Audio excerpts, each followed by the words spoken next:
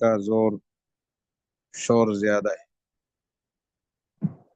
تو ان کو یہودی کیوں کہا جاتا ہے، پہلے اس کو سمجھنا ہے ہم نے۔ امام اہل سنہ حضرت مولانا محمد سرفراز خان صفدر رحمۃ اللہ علیہ 3 وجوہات بیان فرمایا کرتے تھے، 3 میں سے کوئی ایک وجہ ہے، یا یہ کہ یہ تحود تحرک سے ہے۔ التحود و التحرک و حرکت کرنا۔ حضرت فرماتے تھے کہ ان لوگوں کا مزاج یہ ہے کہ جب یہ کتاب پڑھتے ہیں تو حرکت کرتے ہیں آگے پیچھے، اس طرح جھومتے ہیں، تو اس جھومنے کی وجہ سے ان کا نام یہودی پڑا، حرکت کرنے والے، اور لازمی معنی ہے کتاب والے، کیونکہ حرکت یہ کرتے ہیں، جھومتے ہیں کتاب پڑھنے کے وقت، تو اس جھومنے کی وجہ سے ان کا نام گویا تحود یعنی یہودی پڑا، تحود تحرک سے ہے، اور لازمی معنی کتاب والے۔ دوسری وجہ، ان کے خاندان کے ایک بزرگ تھے یہودا، حضرت یعقوب علیہ السلام کے بیٹے ہیں، یعقوب علیہ السلام کی نسل سے یہودی بھی ہیں، تو سب سے بڑے جو بزرگ تھے یہودا، اس کی طرف نسبت کی وجہ سے یہودی کہلائے۔ اور تیسری وجہ، سورہ اعراف میں اللہ جل جلالہ نے ان کا حال سنایا ہے کہ انہوں نے کہا تھا انا ہدنا الیک، حضرت موسیٰ علیہ السلام نے فرمایا تھا ان کی طرف سے انا ہدنا الیک، ہدنا کا معنی ہے تبنا، تو ہدنا بمعنی تبنا، ہم نے توبہ کی ہے۔ استاد گرامی مولانا زاہد الراشدی صاحب فرماتے ہیں کہ یہ تیسری وجہ زیادہ قرین قیاس ہے، اور اس کی دلیل یہ پیش کی کہ چونکہ اس واقعے سے پہلے یہ یہودی نہیں کہلائے، بنی اسرائیل کہلائے ہیں، اس واقعے کے بعد یہ یہودی کہلائے ہیں، تو یہ تیسری وجہ زیادہ قرین قیاس کرتی ہے۔ تاریخی لحاظ سے قدیم ترین اور بڑے مذاہب میں سے ایک مذہب ہے جس کی نسبت اللہ کے جلیل القدر پیغمبر موسیٰ علیہ السلام کی طرف کی جاتی ہے، اور موسیٰ علیہ السلام کے ساتھ نسبت کی وجہ سے یہودی کہلاتے ہیں۔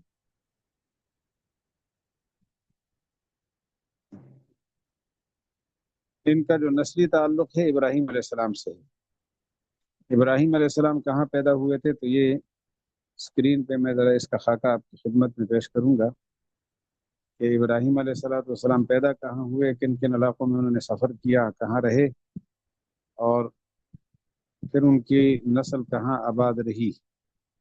اس پہ 2 منٹ لگیں گے یہ اسکرین آپ کی طرف منتقل کرنے میں۔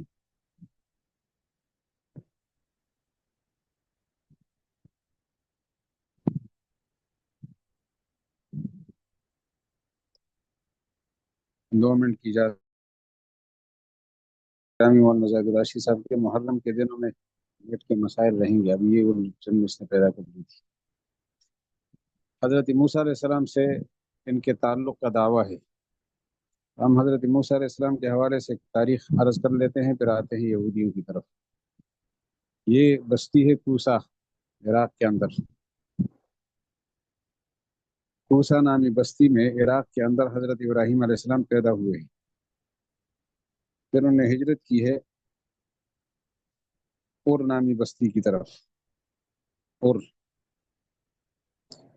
اور یہ کوسا کے جنوب میں ہے، بابل کے مشرق میں ہے۔ بابل جو ہے یہ بغداد کے ساتھ ہے۔ پھر آپ نے بابل کا علاقہ ہجرت کے لیے منتخب فرمایا ہے ابراہیم علیہ السلام نے، اور وہاں سے حران گئے ہیں۔ حران موجودہ ترکی کا مشرقی علاقہ ہے، جنوب مشرقی علاقہ۔ پھر حلب گئے ہیں، حلب یہ شام کا شمالی علاقہ ہے، اور کچھ حصہ آج کل اس کا ترکی کے پاس ہے۔ پھر آپ تشریف لائے ہیں بیت المقدس، القدس سے پھر آپ الخلیل گئے ہیں۔ القدس الخلیل کے درمیان تقریباً 35 کلومیٹر کا فاصلہ ہے۔ وہاں سے آپ تشریف لے گئے ہیں مصر۔ یہ جو سفر ہے کوسا سے لے کر مصر الخلیل تک، اس سفر میں آپ کے ساتھ آپ کے بھتیجے حضرت لوط علیہ السلام تھے، اور آپ کی اہلیہ حضرت سارہ سلام اللہ علیہا وہ تھی۔ جب الخلیل میں آپ تشریف لے آئے، اس موقع پر اللہ تعالیٰ نے حضرت لوط علیہ السلام کو نبوت عطا فرمائی۔ چنانچہ انہوں نے جو موجودہ بحر میت ہے، موجودہ بحر میت کا علاقہ، یہ آپ کو نظر آ رہا ہوگا، یہ جو سمندر دیکھ رہے ہیں چھوٹا سا، اس بحر میت کے علاقے میں بستیاں تھیں 5۔ ان بستیوں میں قیام فرمایا اور مبعوث ہو گئے اس علاقے کی طرف۔ تو ابراہیم علیہ السلام نے آگے کا سفر جو مصر کا کیا ہے، الخلیل سے مصر تک، وہ اپنی اہلیہ محترمہ کے ساتھ کیا ہے۔ صرف آپ تھے اور آپ کی اہلیہ تھی، اور کوئی نہیں تھا، یعنی 2 ہی بندے تھے۔ مصر میں مشہور واقعہ پیش آیا کہ وہاں کے فرعون نے آپ کو یعنی گرفتار کیا، اور گرفتار کرنے کے بعد آپ کی اہلیہ کی طرف بدنیتی سے آپ آگے بڑھے وہ بادشاہ، پھر اللہ تعالیٰ نے مدد فرمائی۔ اس مدد کے نتیجے میں اس بادشاہ نے اپنی بیٹی کا رشتہ دیا، حضرت ہاجرہ کا رشتہ دیا حضرت ابراہیم علیہ السلام کو، یہ ان کی بیٹی تھی۔ بخاری شریف میں فَأَخْدَمَهَا ہاجرہ، بطور خدمت کے حاجرہ دیا۔ یہ شریف گھرانے نصیحت کرتے ہیں اپنی اولاد کو کہ گھر میں جہاں تمہاری شادی ہو رہی ہے، خادمہ بن کر رہو گی تو بادشاہ بن جاؤ گی۔ اس تناظر میں اخدمہا سے یہ اشارہ ہے، باقی تھی ان کی دختر تھی۔ اور اس کی کیا وجہ بنی، ان کو بیٹی کا رشتہ کیوں دیا؟ 2 وجہ سے۔ ایک تو ان کی کرامت یعنی معجزہ سے متاثر ہوئے، جو معجزات دیکھے کہ مقدس لوگ ہیں، مقدس لوگوں کو لوگ رشتے دیتے ہیں۔ دوسری وجہ یہ کہ تعارف ہو گیا کہ تو بابل کے آزر کے بیٹے ہیں، تو آزر کو یہ جانتا تھا فرعون، وہ تو وہاں کا بڑا وزیر ہے اور بڑا مؤثر آدمی ہے، تو خاندانی پس منظر بھی بہت اونچے خاندان کا بندہ ہونا بھی وجہ ہے، اور خود ذاتی کرامت اور کمالات بھی ایسے نظر آئے۔ تو اس تناظر میں انہوں نے پھر بیٹی کا رشتہ دیا کہ ایسے اونچے خاندان کے فرد کو رشتہ نہ دیں تو کیا دیں۔ یہ 2 وجوہات پیش آئی تھی۔ پھر حضرت ابراہیم علیہ السلام واپس الخلیل آئے ہیں۔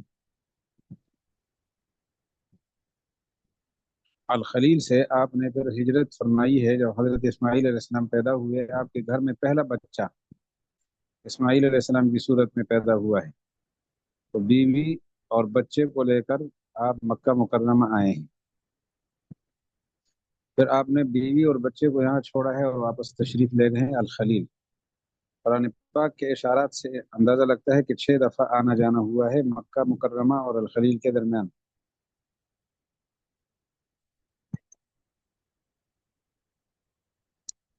یہ ہے فلسطین، القدس، الخلیل۔ یہ 35 طول البلد پر ہے،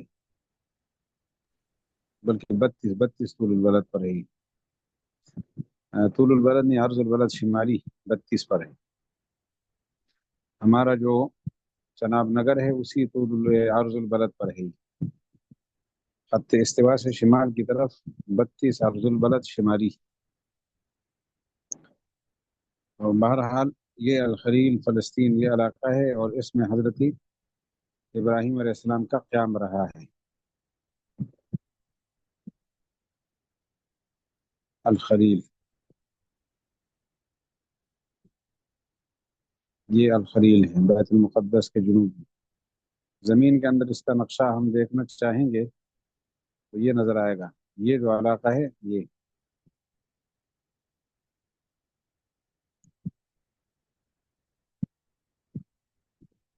ان میں پھر یعقوب علیہ السلام حضرت ابراہیم علیہ السلام کے پوتے ہیں۔ یعقوب علیہ السلام کی پیدائش اسی الخلیل میں ہوئی ہے، اور ان کے والد اسحاق علیہ السلام کی بھی حضرت سارہ کے بیٹے ہیں۔ یعقوب علیہ السلام کو اللہ نے 12 بیٹے دیے، ان کی نسل میں یہ مذہب یہودیت چلا ہے، اور یہودی کہلاتے ہیں۔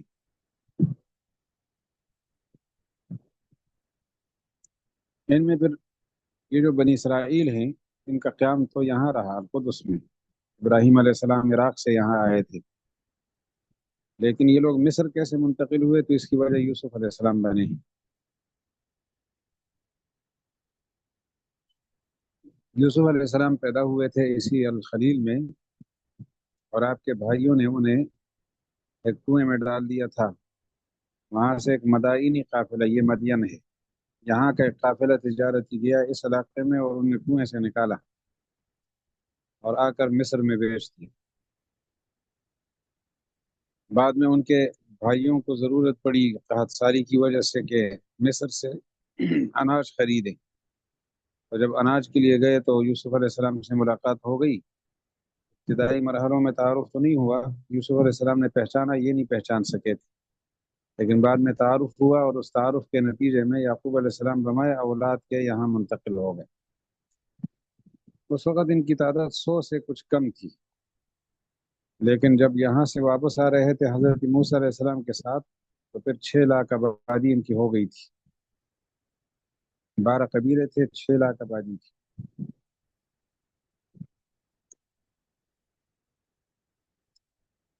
یہاں آپ دیکھ رہے ہیں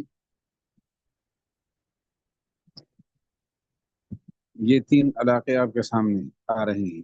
ایک ہے دوتن، یہ ہے دوتن۔ یوسف علیہ السلام کو کنویں میں یہیں پر پھینکا گیا تھا بائبل کے مطابق۔ یہ سکم ہے درمیان میں، یہ یعقوب علیہ السلام کی آبائی جائیداد۔ آج کل اس کو نابلس کہا جاتا ہے، نابلس، بیت اللہ کے قریب۔ پھر لفظ آتا ہے حبرون، یہ ہے حبرون، یعقوب علیہ السلام جہاں رہتے تھے، آج کل اس کو الخلیل کہتے ہیں۔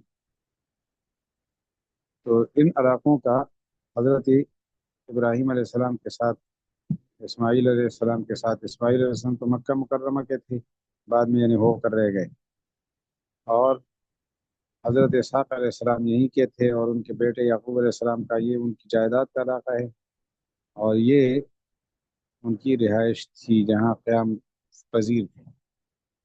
اور دوتن کے کنویں میں یوسف علیہ السلام کو انہوں نے ڈالا تھا۔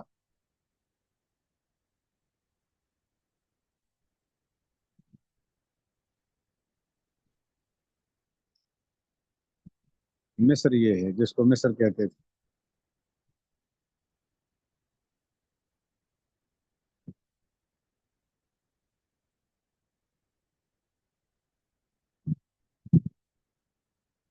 یعقوب علیہ السلام جب فلسطین سے منتقل ہوئے تھے تو اس علاقے میں آباد ہوئے تھے۔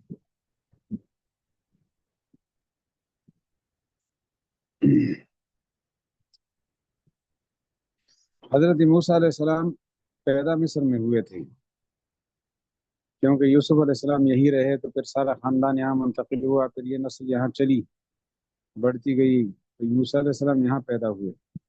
ان کی جوانی میں ان کے ہاتھ سے ایک بندہ قتل ہوا تو ان کو ہجرت کرنی پڑی اس علاقے کی طرف۔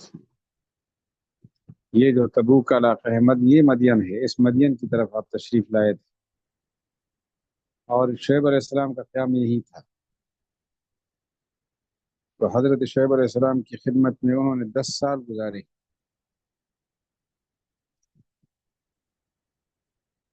پھر جب اللہ جل جلالہ نے ان کو نبوت دینی تھی تو اپنی اہلیہ کو لے کر اس راستے سے واپس جا رہے تھے، تو یہاں پر جب پہنچے، یہ کوہ طور کا علاقہ ہے، یہاں اللہ تعالیٰ نے نبوت دی، اور وہاں سے پھر آپ مصر منتقل ہوئے۔ پھر جو واقعات پیش آئے ہیں فرعون کے ساتھ آپ کے سامنے ہیں وہ، تو یہ ہے موسیٰ علیہ السلام اور شعیب علیہ السلام کی ملاقات کا علاقہ مدین۔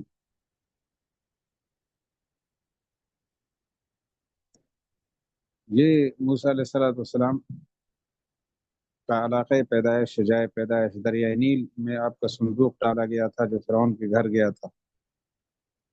حضرت موسیٰ علیہ السلام اس مدین میں رہے تھے، اور ان راستوں سے ہوتے ہوئے، یعنی مدین کو اس راستے سے ایسے آئے تھے، ان راستوں سے، مصر سے ان راستوں سے ہو کر یہاں آئے۔ پھر واپس جو گئے ہیں وہ پھر ان راستوں سے گئے ہیں، یہ کوہ طور۔ ایک منٹ، یہ مدین سے ایسے چلے، اور مدین سے پھر یہاں آئے۔ 1 منٹ، یہ مدین سے ایسے چلے، اور مدین سے پھر یہاں آئے۔ 1 منٹ، یہ مدین سے ایسے چلے، اور مدین سے پھر یہاں آئے۔ 1 منٹ، یہ مدین سے ایسے چلے، اور مدین سے پھر یہاں آئے۔ یہ کوئی طور کا علاقہ ہے، اس علاقے میں آئے اور پھر ان راستوں سے ہو کر مصر دوبارہ گئے۔ پھر جب بنی اسرائیل نجات کے حوالے سے متفکر تو تھے، اللہ جل جلالہ نے موسیٰ علیہ السلام کو ایک ایجنڈا یہی دیا تھا کہ آپ اپنی قوم کو آزادی دیں گے۔ اس آزادی کو حاصل کرنے کے لیے انہوں نے یہاں آنا تھا، فلسطین میں، ہوائی علاقے میں۔ فرعون چھوڑ نہیں رہا تھا، راستہ نہیں دے رہا تھا، تو انہوں نے رات کے وقت قوم کو لیا اور اس طرح دریا کے کنارے پر پہنچے۔ صبح فرعون اپنے لشکر کے ساتھ پیچھے سے آ گئے۔ مسلمان پریشان ہو گئے کہ یا موسیٰ انا لمدرکون، موسیٰ ہم تو پکڑے گئے۔ آپ نے فرمایا کلا، ہرگز نہیں، اللہ تعالیٰ راستہ دکھائیں گے۔ اور اللہ تعالیٰ نے راستہ یہ دکھایا کہ اس دریا کو ضرب لگاؤ تو 14 راستے بن گئے، 12 راستے بن گئے۔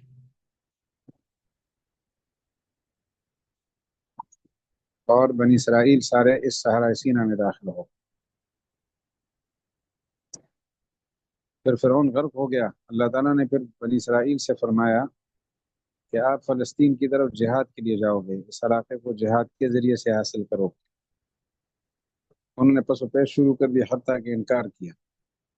تو پھر اللہ تعالیٰ نے ان کو 40 سال یہیں رکھا، وادی تیہ میں۔ اسی کو وادی تیہ بھی کہتے ہیں، وادی تیہ، کہ بڑی حیران پریشان یہاں گھومتے رہے۔ پھر حضرت یوشع ابن نون علیہ السلام کے زمانے میں، یوشع ابن نون یوسف علیہ السلام کے پڑپوتے ہیں۔ یہ بھی اللہ کی حکمت دیکھیں، جن کے بزرگ یوسف علیہ السلام کو بھائیوں نے کنویں میں ڈال کر ختم کرنا چاہا، اسی کا پڑپوتا ان کو فلسطین میں آزادی دلوا رہا ہے۔ تو ان کی قیادت میں یہ فلسطین میں داخل ہو گئے اور وطن حاصل کر لیے۔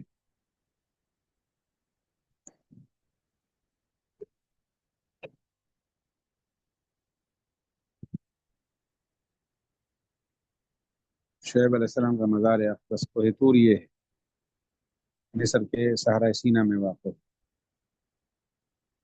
یہ جو فرعون غرق ہوا، تاریخی اعتبار سے یہ بھی ہو سکتا ہے یہاں غرق ہوا۔ اب یہ پورا راستہ دکھایا ہے اس نقشے میں، موسیٰ علیہ السلام کہاں سے گئے تھے۔ یہ موسیٰ علیہ السلام کا علاقہ ہے۔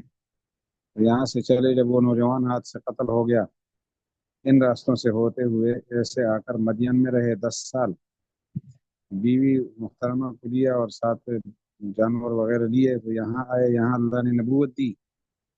پھر یہاں سے چلے اور یہاں مصر میں آئے۔ مصر میں پھر فرعونیوں کے ساتھ مقابلہ ہوا، جادوگروں کے ساتھ، جادوگر ہار گئے۔ پھر حضرت موسیٰ علیہ السلام اپنی قوم کو لے کر نکلنا چاہتے تھے، تو ایک روایت یہ ہے کہ یہاں سے نکلے، یہاں بہت بڑی جھیل ہے، اس میں وہ غرق ہوا فرعون، اور بعض کہتے ہیں نہیں اس ایریا میں۔ بہرحال صحرائے سینا میں تو داخل ہو گئے تھے، اور اسی میں یتیہون فی الارض، وادی یتیہ اس لیے کہتے ہیں کہ یہاں حیران و پریشان رہے۔ یہ علاقے ہیں جن کا تعلق ہے براہ راست بنی اسرائیل کے ساتھ۔ یہ جو اریحہ دیکھ رہے ہیں ہم، اریحہ القدس کے سامنے، اس اریحہ کے اندر موسیٰ علیہ السلام مدفون ہیں، ان کی قبر مبارک اریحہ میں ہے۔ اور یہ جبل ہور صحرائے سینا میں دیکھ رہے ہیں، اس علاقے میں حضرت ہارون علیہ السلام دفن ہیں، ان کی قبر مبارک یہاں۔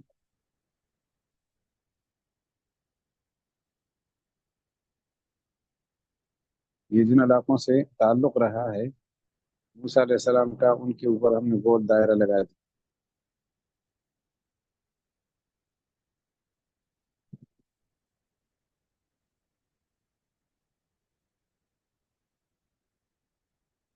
حضرت یوسف موسیٰ علیہ السلام کا سفر مختلف مرحلوں میں ہوا۔ یہ خلاصہ ہے، اس خلاصے کو آپ اسکرین شاٹ کی شکل میں لے سکتے ہیں۔ مصر سے مدین گئے، مدین سے کوہ سینا گئے، کوہ سینا سے پھر مصر، مصر سے فلسطین یا ارض کنعان، سمندر کے اندر راستے ملے، میدان تیہ، مجمع البحرین، مجمع البحرین موسیٰ اور خضر علیہ السلام کی ملاقات، اریحہ یہ فلسطین میں ہے۔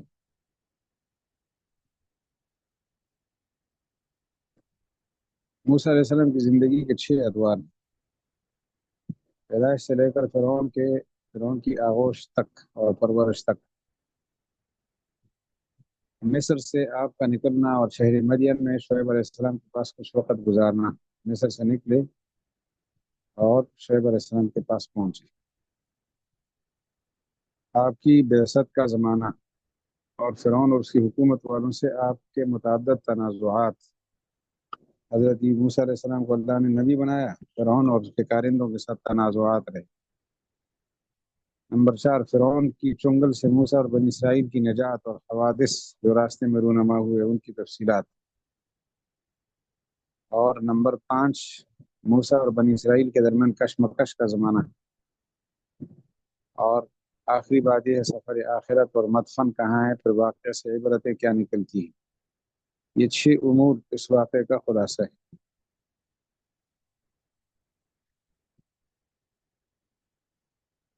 یہ جو ہم نے عربی عرض کیا تھا اس نقشے میں آپ ایک نظر سے دیکھ لیں نقشہ دوبارہ۔ یہ جو علاقہ ہے خلیج سوئس، تو اس زمانے کا نقشہ تو یہی تھا کہ یہ زمین ہے اور اس کے اوپر سے گزرے، لیکن آج کے زمانے میں ایسا نہیں ہے۔ یہاں اس علاقے کو کاٹ کر اس کے ساتھ ملایا گیا ہے۔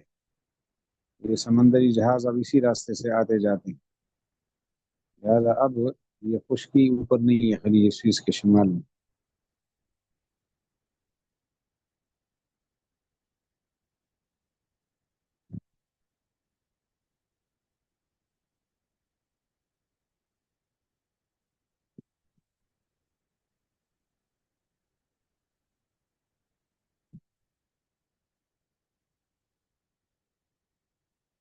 اب یہ دریائے نیل کے حوالے سے تھوڑا سا تعارف۔ یہ دریائے نیل کا اعلیٰ نقشہ ہے۔ دریائے نیل جنوب سے جنوبی افریقہ سے شمالی افریقہ کی طرف بہہ رہا ہے۔ یہ دیکھ رہے ہیں آپ، یہ جنوب سے شمال کی طرف جا رہا ہے اور یہاں آ کر بہہ جائے گا۔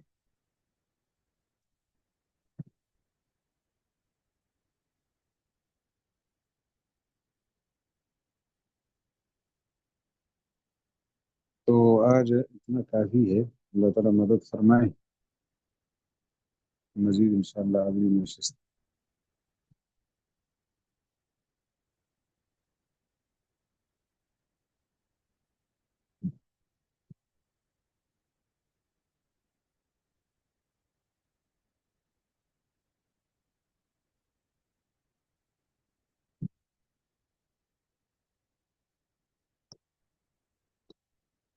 سبحانک اللہم و بحمدک، اشہد ان لا الہ الا انت، نستغفرک ونتوب الیک۔